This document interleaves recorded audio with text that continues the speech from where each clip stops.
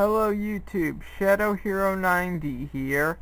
As you can already tell, I've been doing this show for about 3 years at this point, and in addition to the reasons as to why I do this, which I brought up last year, I am now actually going to state a few more reasons why I do this.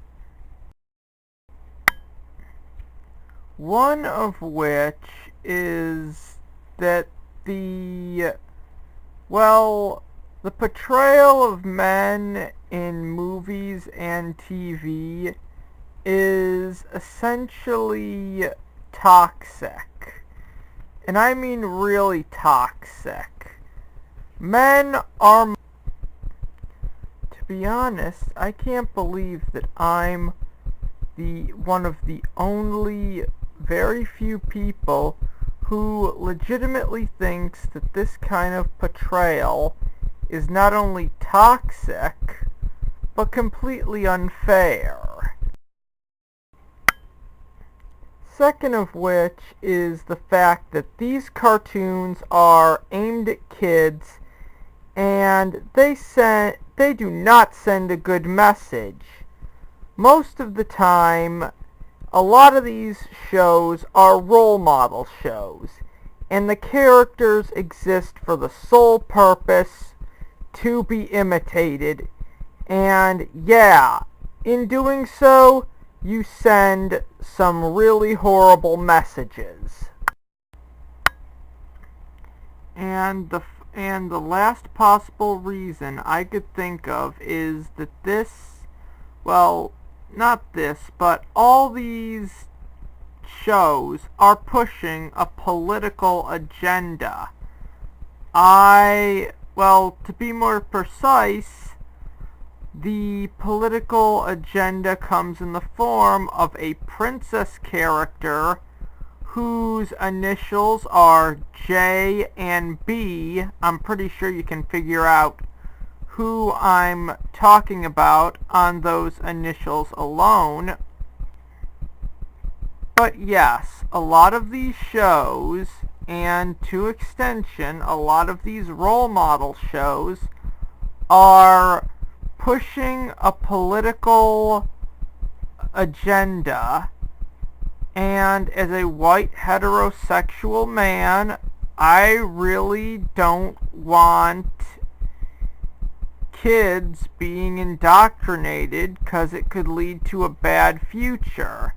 In fact, I really hope some really smart boy sees this show and it actually gets him thinking about sexism, and it causes him not to be indoctrinated to the feminist agenda that a lot of TV shows, cartoons, and movies are pushing. Especially a certain movie that will go unnamed that used a princess character whose initials are J and B to push their political agenda. As much as this intro actually does seem like a bad rant about the negative presentation of men and boys in the media, this is completely serious, and these 3 reasons I gave for doing the show are actual reasons. Now, that being said, if you agree with me on this, that's good. So just sit back and enjoy the review. Okay, in this episode, I will be reviewing Videodrome. And to be honest, I actually really do like this movie. It's just there's one scene that really kills it for me. So before I say what that scene is, let me give you a little rundown of what this movie is about. Okay, we start off with Civic TV that's run by our main character,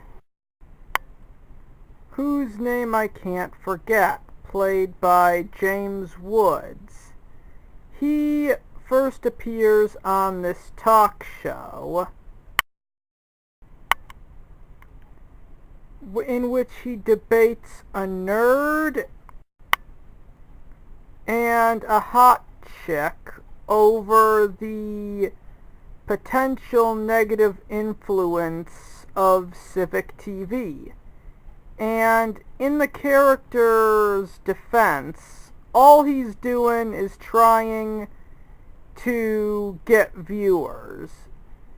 It keeps people employed. He's just doing his job. It's not like he's running Facebook and giving ads to the Russians or producing video games that gets people addicted to them. And both the nerd and the hot chicks, well, their arguments are stupid, and they come off looking stupid. In the next scene, our main character, played by James Woods, is talking to his best friend / cameraman who pirates Videodrome and originally said it was from a foreign country, but then says it's produced in Pittsburgh.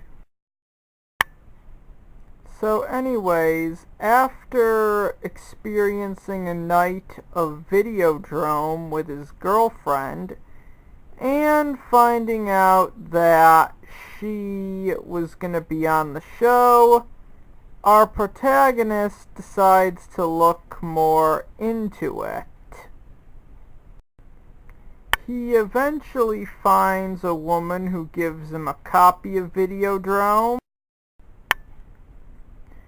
He starts hallucinating and then eventually tracks down the woman who allowed him to get the tape. She turns out to be Dr. Oblivion's daughter. Our main character is pissed off, and rightfully so.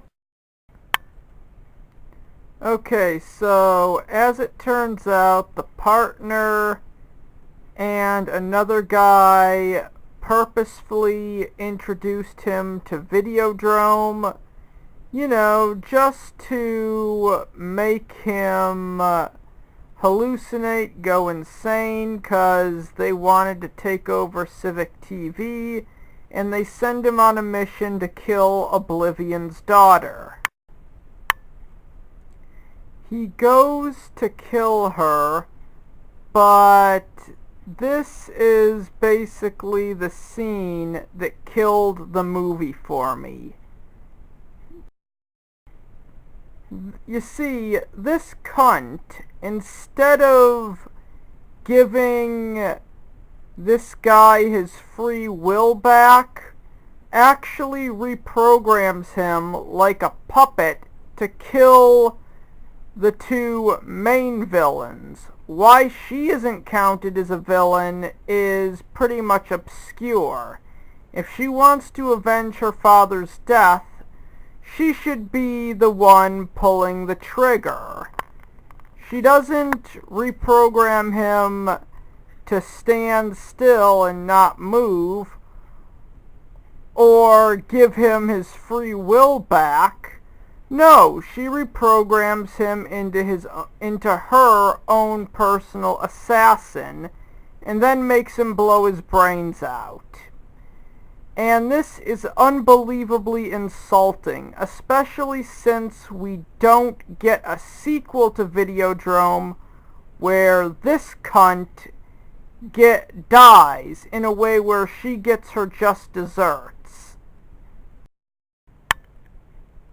Yeah, 'cause I'm pretty sure that would be considered sexist.